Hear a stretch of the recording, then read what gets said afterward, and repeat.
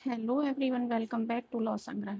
आज हमारा जो टॉपिक है इंडियन कॉन्ट्रैक्ट एक्ट 1872 का, जिसमें सेक्शन 2H को देख लेंगे एक बार। और वैसे तो मैंने इसको सेक्शन 2 में डिफ़ाइन किया था, लेकिन ये सेक्शन 10 के लिए बहुत ज़रूरी है, तो ये दोनों सेक्शंस को एक साथ पढ़ना आवश्यक हो जाता है।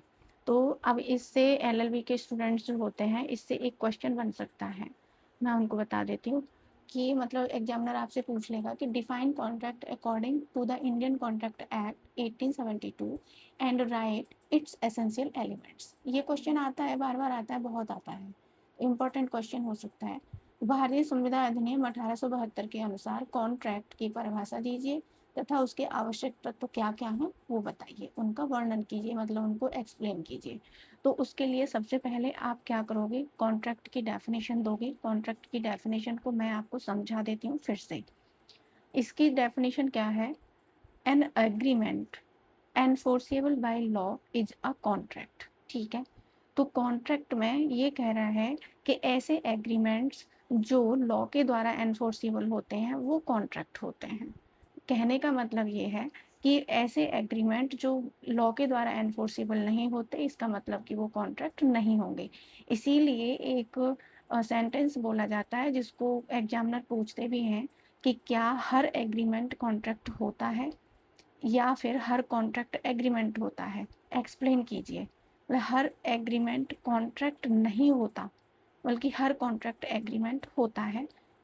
ये इसका आंसर है। तो इसको भी हम एक्सप्लेन करेंगे डिटेल में आगे। सबसे पहले हम यहाँ कॉन्ट्रैक्ट को देख लेते हैं, कॉन्ट्रैक्ट की परिभाषा देख लेते हैं। तो देखो, एन एग्रीमेंट, एग्रीमेंट आपको मालूम है, हमने सेक्शन 2 के क्लॉज ई में वहाँ पढ़ा था। Enforceable by law is a contract, जो सेक्शन 2 के क्लॉज एच में है कॉन्ट्रैक्ट। ठीक है, तो अब ऐसे एग्रीमेंट जो लॉ के द्वारा एनफोर्सेबल होते हैं वो कॉन्ट्रैक्ट कहलाते हैं। जैसे मान लीजिए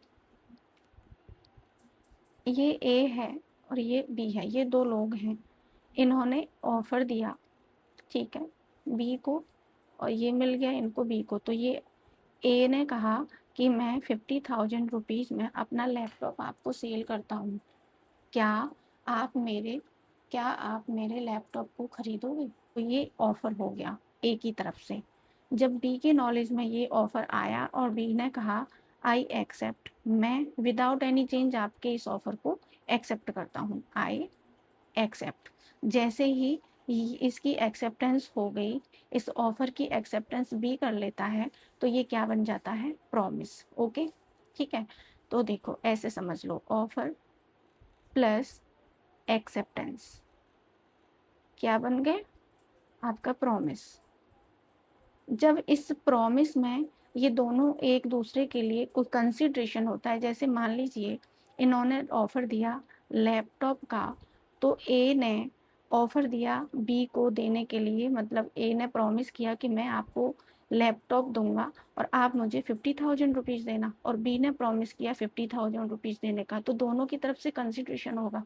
बी की तरफ से 50,000 रुपीज़ ए के लिए कंसिड्रेशन होगा, और ए की तरफ से लैपटॉप जो है वो बी के लिए कंसिडरेशन हो गया। ठीक है, तो जब प्रॉमिस में, जब एक दूसरे का प्रॉमिस के बदले कुछ रिटर्न इनको मिलता है, ठीक है, कुछ रिटर्न इनको मिलता है, कंसिडरेशन, कंसिडरेशन, तो ये एग्रीमेंट हो जाता है। Okay, clear? ये एग्रीमेंट हो गया। अब यहाँ हमने ये एग्रीमेंट देख लिया। अब ये एग्रीमेंट जब लॉ के द्वारा एनफोर्सेबल होता है तो क्या बन जाता है? कॉन्ट्रैक्ट। अब देखो, agreement, agreement plus enforceable, enforceable by law, तो ये क्या बन गया? कॉन्ट्रैक्ट बन गया। हाउ? कैसे? ए में इसको लैपटॉप दे देता है बी को, और बी इसको 50,000 रुपीज़ नहीं देता है, ठीक है। या फिर मान लो ए जो है लैपटॉप, बी जो है इसको 50,000 रुपीज़ दे देता है, लेकिन ए लैपटॉप देने से मना कर देता है। तो अग्रीव्ड पार्टी जो भी है, जो पीड़ित पार्टी है, वो कोर्ट मूव कर सकती है। मान लीजिए यहाँ पर बी जो है वो अग्रीव्ड पार्टी है, मतलब कि ए इसको लैपटॉप देने से मना कर देता है, तो बी क्या है? बी कोर्ट जा सकता है और कह सकता है कि इन्होंने मेरे साथ कॉन्ट्रैक्ट किया था और अब लैपटॉप देने का, लेकिन अभी ये जो है लैपटॉप देने से इनकार कर रहा है, तो कोर्ट क्या है, इसको एनफोर्स करा सकती है, इस कॉन्ट्रैक्ट को एनफोर्स करा सकती है। तो ये वैलिड कॉन्ट्रैक्ट हो गया। ये हमारा कैसा कॉन्ट्रैक्ट हुआ, वैलिड कॉन्ट्रैक्ट हो गया। ओके, ठीक है। अब हम इनके एसेंशियल कॉन्ट्रैक्ट की डेफिनेशन आई थिंक आपको समझ आ गई। अब हम इसके एसेंशियल एलिमेंट्स देख लेते हैं कि कॉन्ट्रैक्ट के एसेंशियल एलिमेंट्स क्या होते हैं। एसेंशियल एलिमेंट्स, इसके लिए हमें वेयर एक्ट लेना पड़ेगा। वेयर एक्ट से आप ले लीजिए। वैसे तो मैं आपको करा सकती हूँ ऐसे भी, लेकिन साथ ही साथ आपको वेयर एक्ट भी पढ़ना आना चाहिए और उसमें से चीज़ें निकालनी आनी चाहिए। देखो, सेक्शन 10 हमने यहाँ निकाल लिया है, ये हमारा सेक्शन 10 है। वॉट एग्रीमेंट्स आर कॉन्ट्रैक्ट्स, ठीक है। ऑल एग्रीमेंट्स, क्या, ऑल एग्रीमेंट्स। पहला क्या हो गया हमारा, एग्रीमेंट्स। एग्रीमेंट होना चाहिए, सबसे पहला एग्रीमेंट होना चाहिए। दूसरा, all agreements are contracts if they are made by the free consent. दूसरा, आपने फ्री कंसेंट होनी चाहिए ऑफ पार्टीज की, और कॉम्पिटेंट टू कॉन्ट्रैक्ट, ठीक है।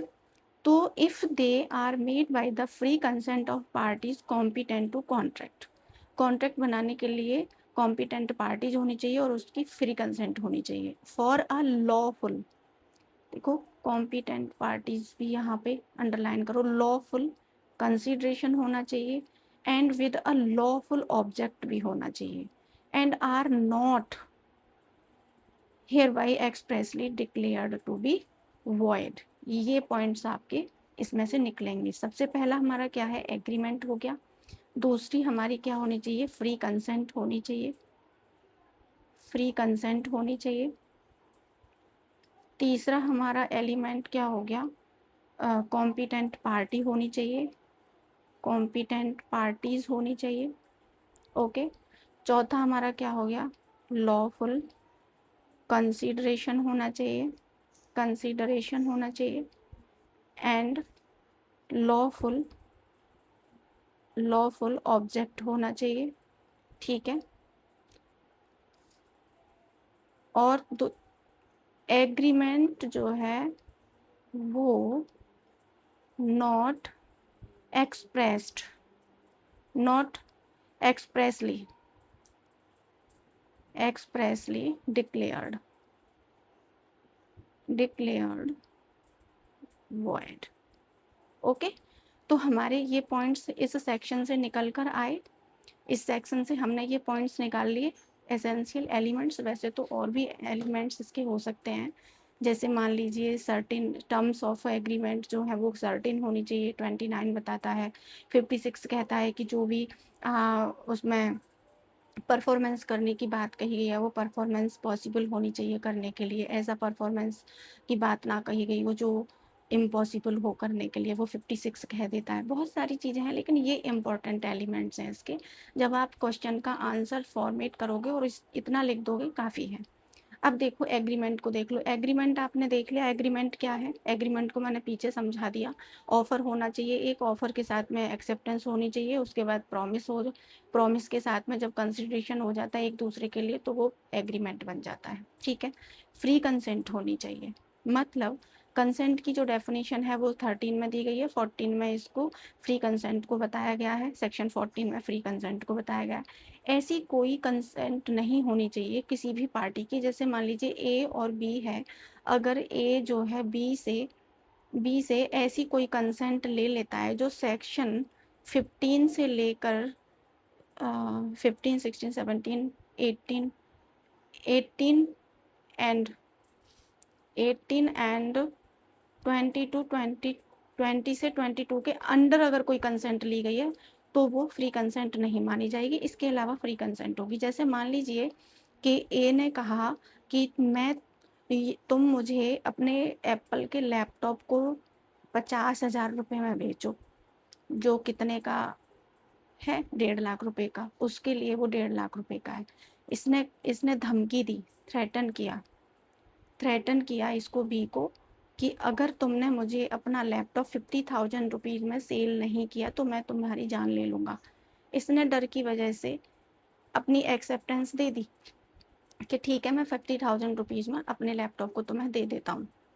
ओके, तो ये जो कंसेंट है ना इसकी, जो धमकी देकर कंसेंट इसकी ली है, ये फ्री कंसेंट नहीं मानी जाएगी। ये फ्री कंसेंट नहीं मानी जाएगी। ओके, तो इस यही कहते हैं। तो सेक्शन 15, 16, 17 एक बार आप देख लेना, बाकी मैं भी एक बार बता दूंगी आपको।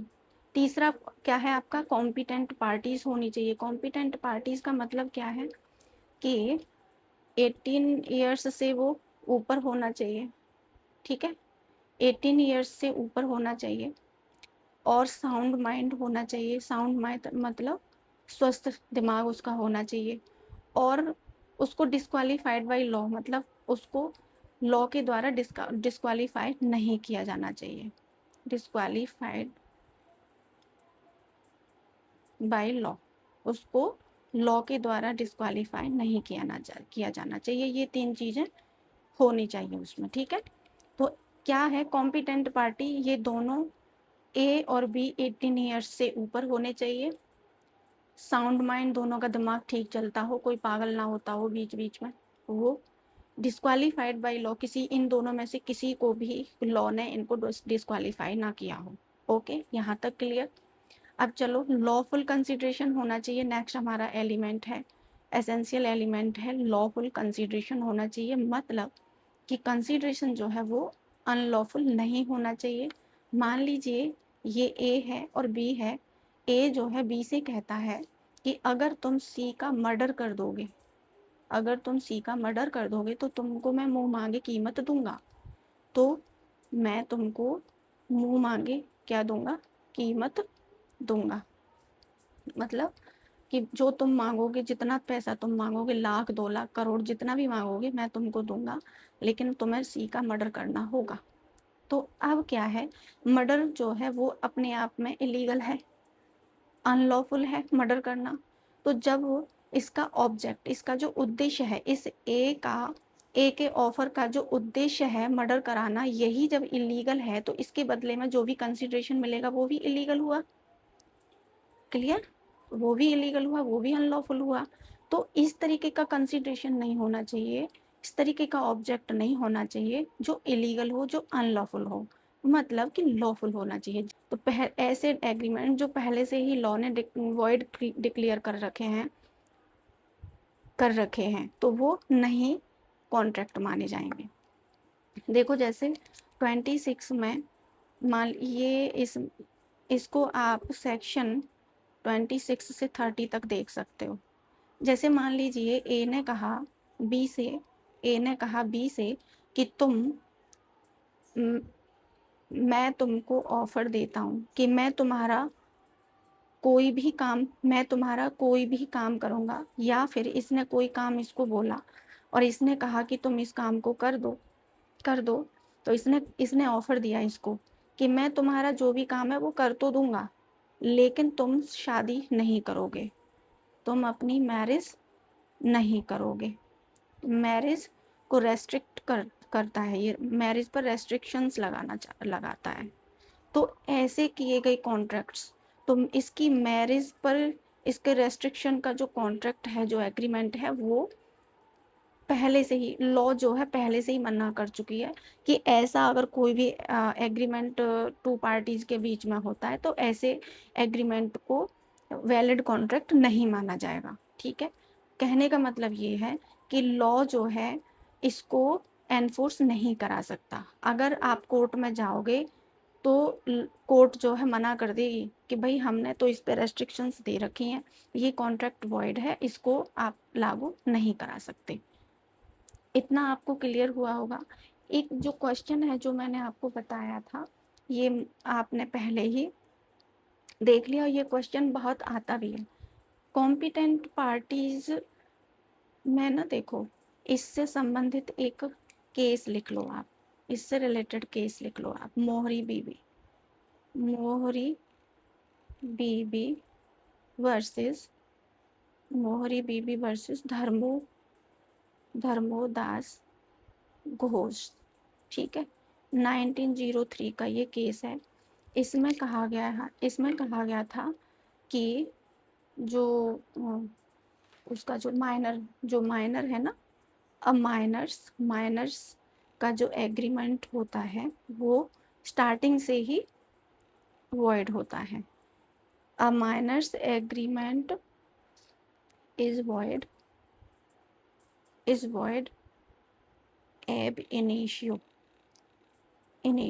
वॉइड एब इनिशियो का मतलब है कि स्टार्टिंग से ही ये कभी भी वैलिड नहीं था, ये स्टार्टिंग से ही शून्य होगा, स्टार्टिंग से ही वॉइड इसको माना जाएगा। मतलब वॉइड मतलब कि इसको लॉ एनफोर्स नहीं कराएगी। अगर आप कोर्ट में जाओगे तो कोर्ट बिल्कुल साफ मना कर देगी कि माइनर का जो एग्रीमेंट होता है वो वॉइड होता है, इसलिए आप इसको एनफोर्स नहीं करा सकते। ये केस आप डाल देना, इसमें ज़रूर डाल देना। बाकी और केसेस भी आप ले सकते हो, ठीक है। आज के लिए इतने ही। अगर आपने मेरे चैनल को सब्सक्राइब नहीं किया है तो आप चैनल को सब्सक्राइब करें, लाइक करें एंड शेयर करें। मिलते हैं नेक्स्ट वीडियो में। Thank you for watching.